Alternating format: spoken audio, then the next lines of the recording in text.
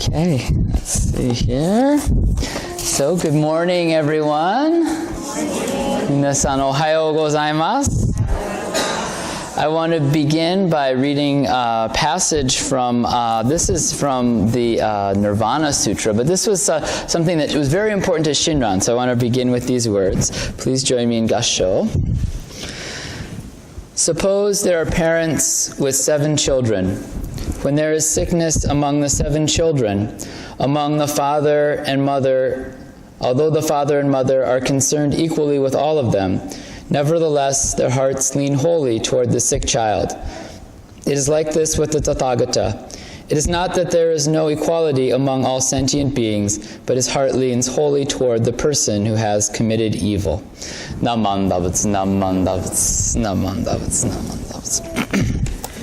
It's wonderful to be here today. I thank Reverend Sugahara and I thank all of you for this opportunity to celebrate with you, to observe we think of as our most important service in the Jodo Shinshu tradition. It's called Ho-Onko. Does anyone know what Ho-Onko is about? What is this service about? Does anyone know what we're remembering here? If not, in the front. Oh, someone over there knows.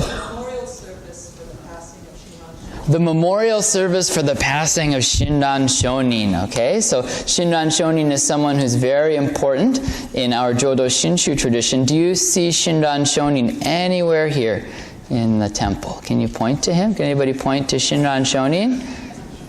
Anybody point? See some people pointing right over here. Do you see inside the Naijin area, just to the right of the Buddha, there's a statue? Can you see? Yep, I see some people pointing to it. There's not a statue, but rather a painted picture of Shinran Shonin. You see he's sitting there. So Shinran Shonin, he lived in Japan many, many years ago. He lived from 1173 to 1262, and he was a wonderful teacher. We celebrate his life today because he was such a kind teacher who shared his teachings with many people. He left many writings. We chanted some of his writings today. And one of the ways we remember him is by having pictures and images of him. Has anybody ever seen an image of him that looks like this? Can you see this? What do you notice about Shinran Shonin in this picture? He's standing up. That's right. He's standing up. And what is he wearing? A hat. What kind of hat? I don't know. Yeah, is it the kind of hat that you normally wear? Well, no. No, it's a little different, isn't it? Yeah, this hat is big and round. It's big and round, right? It looks kind of like a big saucer, or a big dish or something, right? And what is he holding? It's a little bit hard to see in this picture, but can you see what? A walking stick, right. So Shinran Shonin is often depicted with a big hat and a walking stick. What do you think that big hat was for? Protecting him from the sun, or if he was here in Portland, it might be protecting him from the rain, right? Or maybe the snow, right? So he would have a big hat like that and a big stick. And why would he need a stick? What would he use a stick for? Like climbing mountains, right, and walking very long distances. So Shinran Shonin was a traveler. He traveled all over Japan to share the Dharma, to share the Buddhist teachings, to share the joy and happiness of the Nembutsu, this teaching of Namo Amida Butsu.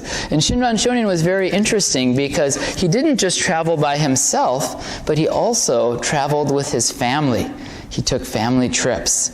He traveled with his family. Have any of you ever taken a trip with your family? Yeah, where did you go? Camping and to the beach. You went camping, you went to the beach. Yeah, how about you? Where did you go? We went on a cruise. You went on a cruise, on a boat. Wow, the easy path. Cruising along. Very good.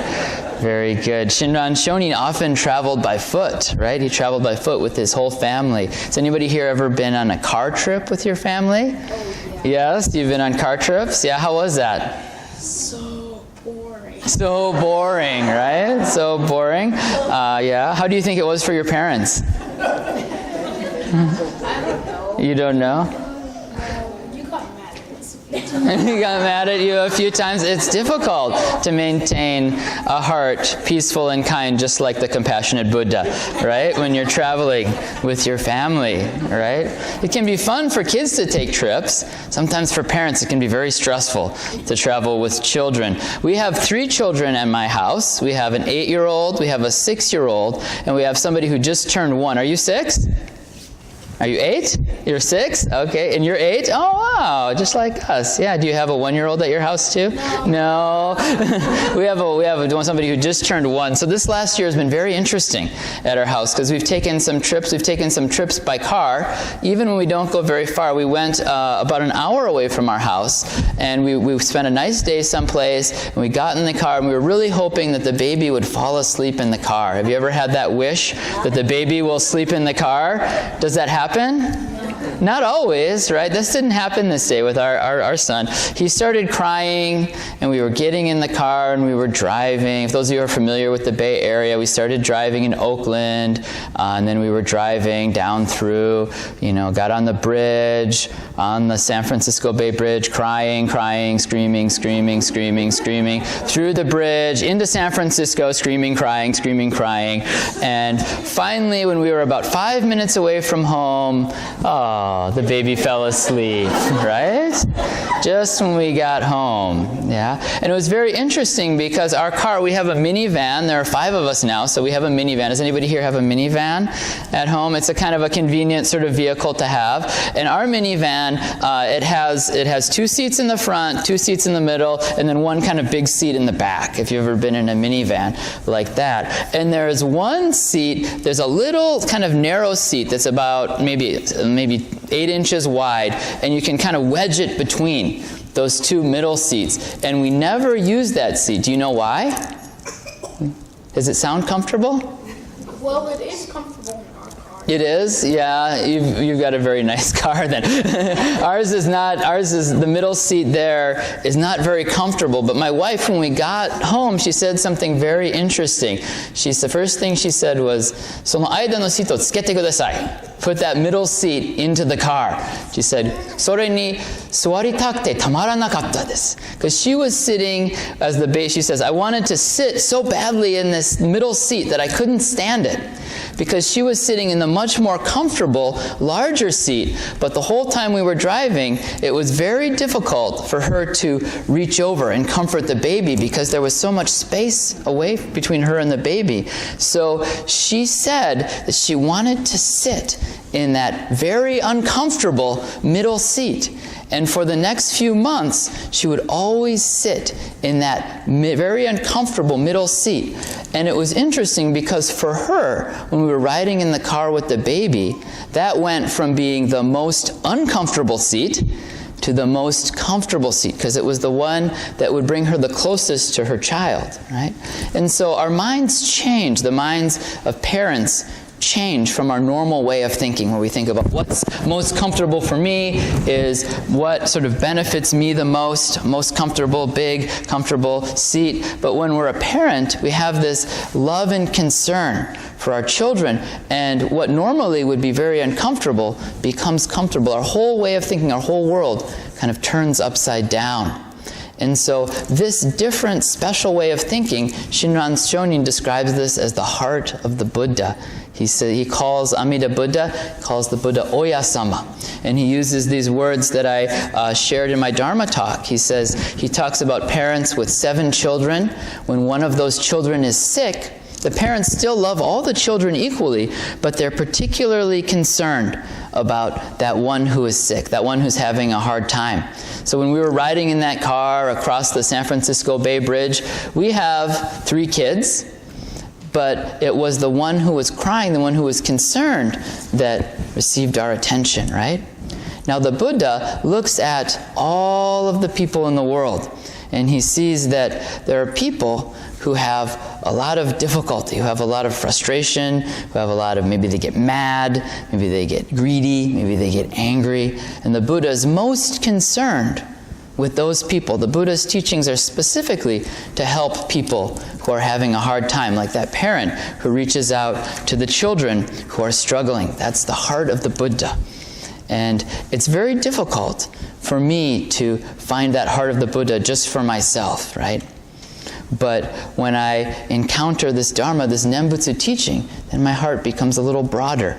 And I began to appreciate this compassion of the Buddha. And it's interesting, for me, if it's my own child who's who starts crying in the middle of the night, I get up and I go and I try to comfort that child. But if in a hotel room and the hotel next to me there's a screaming baby, well, I don't get up and go next door and, can I help your baby? I put the pillow over my head. Oh, is that baby going to be quiet? Right? So it's hard to have this broad and compassionate heart. And it's not just parents who can have this compassion. So we have 3 sons, and for the older 2 sons, they really love their baby brother. So the middle son especially, he's kind of the rabble-rouser in our house. So he'll be wrestling, and he'll have his big brother in a headlock, and he'll say, I'm going to smash your head. I'm going to put you in jail.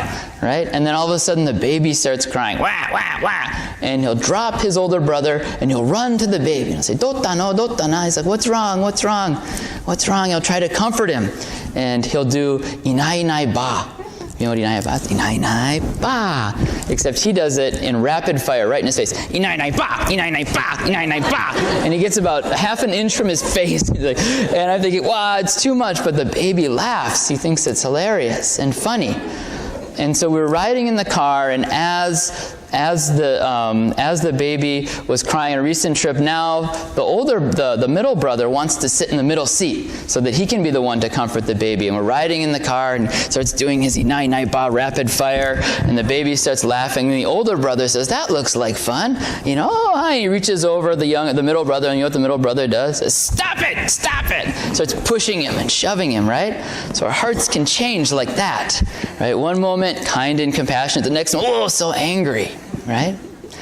And so when we hear the Nembutsu, we can look into ourselves and see that compassion is there. It's there in our world. It's there in our hearts. We receive it, but we change very quickly. And so Shinran Shonin, he received this teaching from the Buddha. He received the Nembutsu, and over the years, he came to appreciate this kindness that he received in his heart.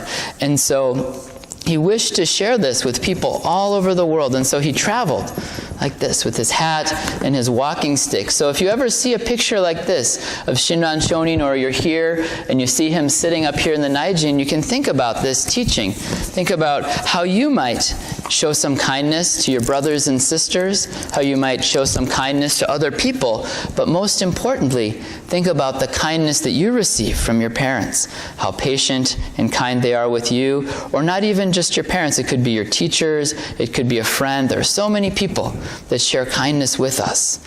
And most importantly, we receive the kindness of the Buddha in these words, Namo Amida Butsu. So this will conclude the Dharma school session. So Shinran Shonin was a caregiver for his own children. He was a good father, a loving father. He had not 3 sons, but 3 sons and 3 daughters. He had 6 kids. He had a big family. And so I think about, traveling with my big family, but I can only imagine how much more challenging it must have been for Shinran to travel with his family. And we have records of Shinran's life and Shinran's journey that describes him traveling with his family. And so at this time, as we remember the life of Shinran Shonin, observing our Ho-Onko service, we also think about his life, the life that he lived, and how that can be an inspiration for us and guidance for us in our daily lives. And one of the wonderful treasures that we have as a source of information about Shinran Shonin's life is the letters of his wife, Eshini. And I see you have a portrait of Eshini here in the back. I guess for you all it would be the back left corner of the Hondo here. And so we remember Shinran Shonin's wife, and we recognize that he lived this Dharma teaching within his family. And Eshini, in her letters, she's writing to her youngest daughter, Kakushini, whose portrait is also there. So there's Eshini on the left and Kakushini there on the right. And so that's Shinran's wife and his youngest daughter. And after Shinran crossed over to the other shore and realized birth in the Pure Land, then we have a record of the correspondence back and forth between them and their remembrances. Just as we remember Shinran Shonin today, they also would remember him, and Eshini would share some of her experiences. And I wanted to share one of those experiences with you today from this life that they lived together and from one of their journeys. And it describes how as they were journeying together, Shinran Shonin became very sick. Has anybody here gotten sick on a trip before? How fun is that, right? It's not fun at all. And so Shinran Shonin got very sick while he was traveling, and he just kind of, if you've ever been sick and you just kind of want to be left alone, right? You don't want to be touched or poked or prodded. That's how Shinran Shonin felt. He said, okay, just give me my space, right? He wasn't feeling well, and he did something very interesting, his response. So when you get sick on a trip, what is the first thing that comes to mind for you? What do you think about, right? Think about, where can I get my medicine that I like to get, right? If you're traveling, where can I go to get my favorite kind of Tylenol or Benadryl? Is there a hospital nearby that takes my medical insurance, right? You start thinking about, yourself and your own needs. I do that. I think first and foremost about, how can I take care of myself? I'm traveling and I'm sick. Shinran Shonin had a very different response. His thought was, what can I do for the benefit of all beings? I'm very sick, and back in those days, if you got sick, you didn't know if that illness was going to be the one that would end your life. And so every time someone got sick, they took it very seriously, and they really had a sense of their own mortality. And so this was the case with Shinran Shonin, and so he immediately set about reciting the 3 Pure Land Sutras. I believe Sugahara Sensei has been doing a 3 Pure Land Sutra study class, and if you join that study class, you'll get a sense of the depth and the volume of these sutras. You have them here. You see you have the 4 scrolls there on the Raiban, up in the front.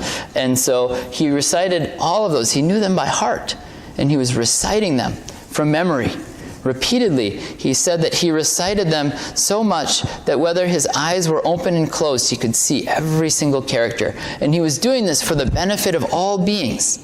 He knew that the secret to happiness and joy for all beings is here in the Buddha's words, and he was dedicated to reciting them. He said, I'm going to recite them 1,000 times. 1,000 times. He's going to do this great practice, create a great store of merit, of good karma to share with all beings. He had this truly compassionate heart, very different from me, who thinks about me. What am I going to get? How am I going to be okay? Right? So Shinran already had this compassionate heart, and he started to recite the sutras, and he was there, just lying there, and his wife Eshini was there with him, close to him, next to him, paying attention to him. And they already had children at the time. When she describes this, she says one of our son at the time was 4 years old. And so 4 years old by the Japanese way of counting is 3. So she had a 3-year-old to take care of. Anybody here taken care of a 3-year-old before? Right? Requires full attention at all times. Right? So there's a 3-year-old in the mix, and yet she's so attentive to her husband that she hears him mumbling, blah, blah, blah, blah, blah. And she doesn't disregard it. She doesn't say, oh, he's just delirious, he's got a fever. She goes closer to him. She says, what's that? What did you say? And he said, this is how it's going to be. She says, what did you mean, this is how it's going to be? And then he explained to her that he had been, in his mind, reciting these sutras 1,000 times for the benefit of all beings, when he realized that this was something that was his own kind of selfish activity, thinking that he could do something that would benefit all beings, when in reality, everything that needs to be accomplished has already been accomplished by Amida Buddha, who made the great 18th vow to liberate all beings from suffering. And so Shinran Shonin in this moment realized that I am embraced by Amida Buddha. All beings are embraced by Amida Buddha. There's nothing more that I need to do to help all beings, but to say the Nembutsu, only the Nembutsu, Namo Amida Butsu. This is enough, because in the Nembutsu, the compassionate working of the Buddha fills my heart, and it flows out to all other beings. And so at that moment, he gave up this recitation and relied solely on the Nembutsu. And then Eshini describes how later his fever broke and they carried on their journey. Now this to me is a very meaningful story because it expresses the life of the Jodo Shinshu tradition, this life lived with deep awareness of being cared for and embraced by the Buddha's compassion. And Shinran Shonin, he realized this. If you think about this time in his life, he realized this when he himself was being cared for by his loving wife, Eshini. So the Nembutsu teaching is a teaching not of leaving the home, going off into the mountains and practicing in solitude, but to practice Buddhism in the midst of everyday family life. And Shinran Shonin is our model for this. His deepest insights realized while he's sick on a trip with his family, on a family trip in illness, but cared for and loved by his wife. And in that supportive environment, he comes to that deep appreciation of how he is supported and cared for by the Buddha. And so this Nembutsu teaching, it's a teaching of living in the midst of community. Shinran Shonin gives us an example of Buddhism lived in the midst of family life. Some of his most profound and wonderful gifts that he gives us are his writings. The Kyogyo Shinsho, we chanted a section of that in the Shoshinge this morning. His Wasan, we also chanted some of his Japanese hymns that express the Dharma in everyday language of his time. And also his letters. He wrote prolifically. He wrote letters. And so much of his productive work happened towards the end of his life, when he was being cared for by his daughter. Has anybody here had the experience of caring for an elderly parent? Right? This can be a really challenging, difficult experience. And it can be a wonderful Buddhist practice, right? And Shinran Shonin was the recipient of that care, realizing that, appreciating that. His daughter, Kakushini, who cared for him through those years, embodied that Buddhist practice, and it's thanks to her and her deep love of her father and her wish to carry on this Nembutsu teaching that she learned from her parents, that we have the Oregon Buddhist Temple here today, because she established the first Otani Honbyo that would go on to become the Hongwanji that would then spread and grow and share this Nembutsu teaching with all of us. So the Nembutsu is a teaching that we can experience in our everyday lives. We can experience this great heart of the Buddha that leans wholly toward the sick child. When I look at myself and look into my heart, I see that it is I who suffer from the sickness of greed, anger, and ignorance, and that this medicine provided by the Buddha, this wonderful Nembutsu, passed down by Shinran, his family, to me, can support me and guide me in this life and in this journey. So when I'm with my family and I feel that frustration rising, I think, oh, what kind of a minister am I? I'm so mad at my kids right now. I recognize that I'm the kind of person for whom the Nembutsu is provided, that this is for me, this teaching is for me and for all of us, so that we can live this life of kindness and compassion. Shinran Shonin lived in what we would think of as a kind of, typical, normal family structure, a wife, a husband, several kids. But this kindness and compassion of the Nembutsu can be encountered in any sort of relationship.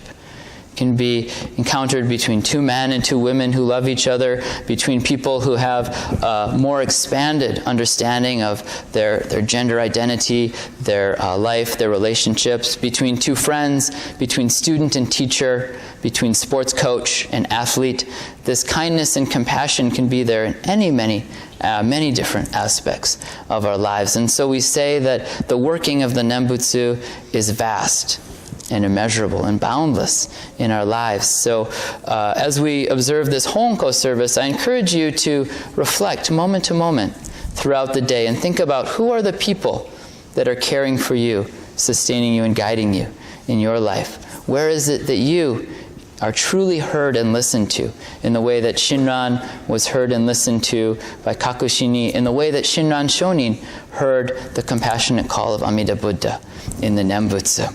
So I'm truly grateful for this honor to have spent time with you here today to observe this Ho-Onko service, remembering the life of Shinran Shonin. And let us take inspiration from his life to receive the care and kindness of the Buddha and to share that with others as best we can. So I'll conclude once again, returning to these words of the Nirvana Sutra, these words that provided such deep inspiration for Shinran Shonin. Please join me in Gasho. Gasho onagai shimasu. Suppose there are parents with 7 children. When there is sickness among the 7 children, although the father and mother are concerned equally with all of them, nonetheless, their hearts lean wholly toward the sick child. It is like this with the Tathagata. It is not that there is no equality among all sentient beings, but his heart leans wholly toward the person who has committed evil. 例えば、ある者に7人の子供がいたとしましょう。その7人の子供の中で1人が病気になれば、親の心は平等でないわけがありませんが、その病気の子供には特に心をかけるようなものであります。如来もまたその通りです。あらゆる衆生を平等に見ておられますが、罪ある者には特に心をかけてくださるのですと。ナモ阿弥陀仏、ナモ阿弥陀仏、ナモ阿弥陀仏、ナマンダ仏、ナマンダ仏、ナマンダ仏、ナマンダ仏。